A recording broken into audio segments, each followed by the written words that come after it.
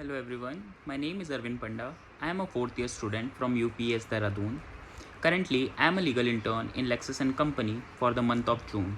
And today in this video, I am going to talk about an analysis of Delhi Shops Establishment Act of 1954.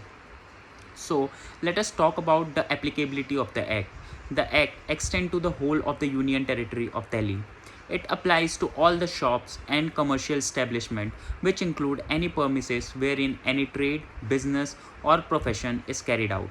It relates to the regulation of terms and service, leaves, wages, hour of works and other condition of the work of employees employed to work in such shops or commercial establishment. Now, talking about the silent feature of the Act, let us talk about the registration of the establishment. So, the property of every establishment must send a statement in the prescribed format to the chief inspector along with the piece.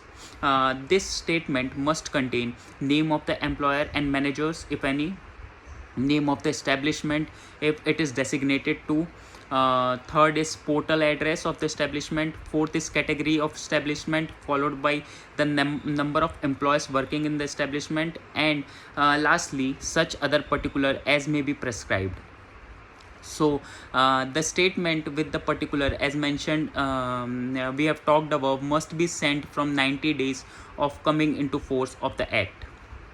Also, in case of new establishment is formed, the propertier must send a statement from the day of establishment commerce works. So, in the event of any difference of opinion between the chief inspector and proprietor on any category of establishment belong to, the matter shall be referred to the state government, and any decision made in addition to that shall be final for the purpose of this act.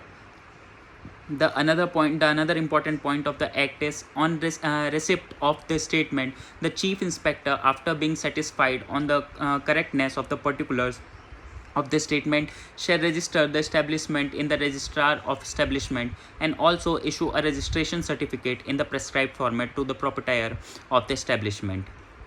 Now let us talk about the important provisions of hours of work. No adult can be made to work more than 9 hours in a day or 48 hours in a week. But at the same time of making account or for the purpose of any such prescribed activity, adult can be made to work for more than the prescribed hours, provided that the working hours do not exceed 54 hours in a week. Moreover, any person made to work overtime is entitled to paid at double the rate per hour he is paid to work for the normal working hours. Also, no employee can be made to work for more than 5 hours continuously without a period of rest or meal of at least half an hour.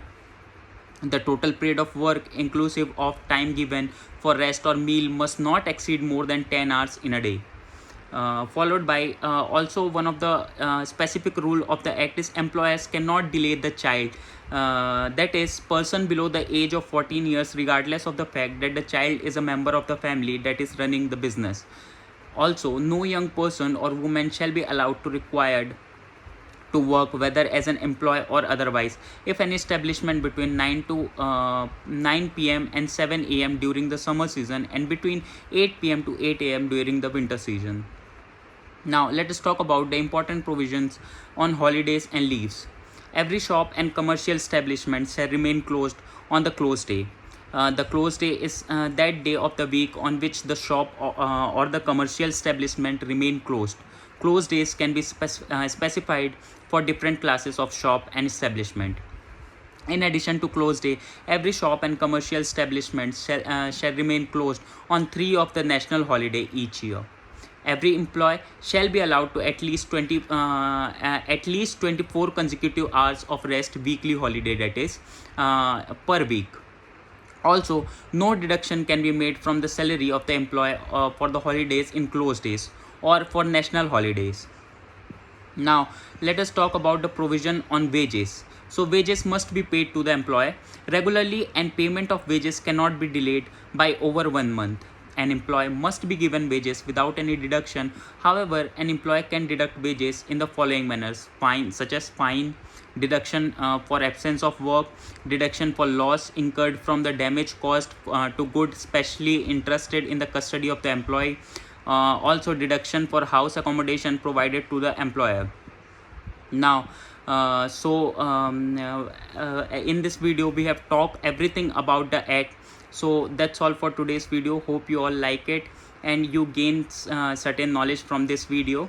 So that's it for today. Have a nice day. Thank you so much.